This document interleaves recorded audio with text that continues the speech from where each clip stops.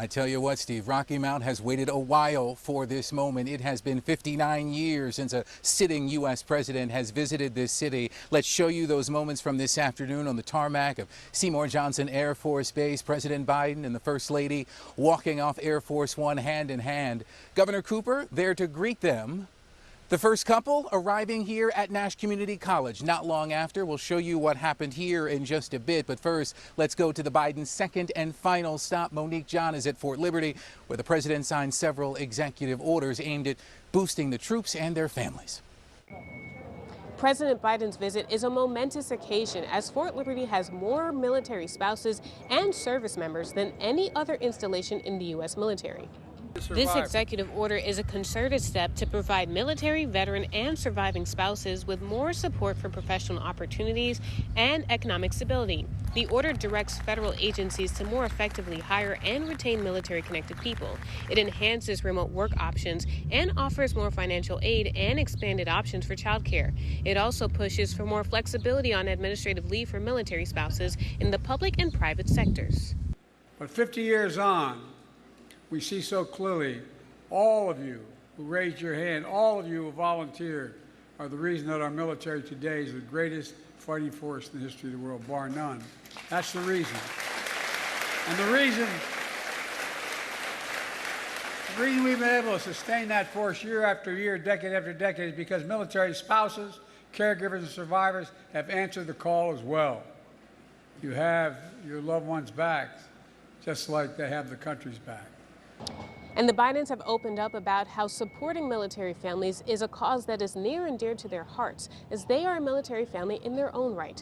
President Biden's late son, Beau Biden, served with honors in Iraq, and he passed in 2015 of brain cancer, an ailment believed to be stemmed from his time in the service. Reporting at Fort Liberty, Monique John, ABC 11 Eyewitness News. Monique, thank you. And it was also all about jobs here in Rocky Mount. The president kicking off the latest leg of his Investing in America tour. President Biden and the First Lady arriving to see firsthand the Advanced Manufacturing Institute here at Nash Community College. The White House pushing the president's Investing in America agenda, which is aimed at creating more workforce training programs like this one. Biden's American Rescue Plan sent $24 million to North Carolina HBCUs and community colleges, including Nash, for these kinds of job training programs aimed at reshaping the American economy. The point is, these investments were made in good paying jobs all across North Carolina, not just here. Having the president here was an honor. I mean, it's crazy to think that he would even come down here to Rocky Mount. And I think what he's doing for America, for the jobs, is where I fit in. You know, being able to have more jobs. We need more, obviously, but the greatest thing that Dr. Biden said was that community colleges are the answer.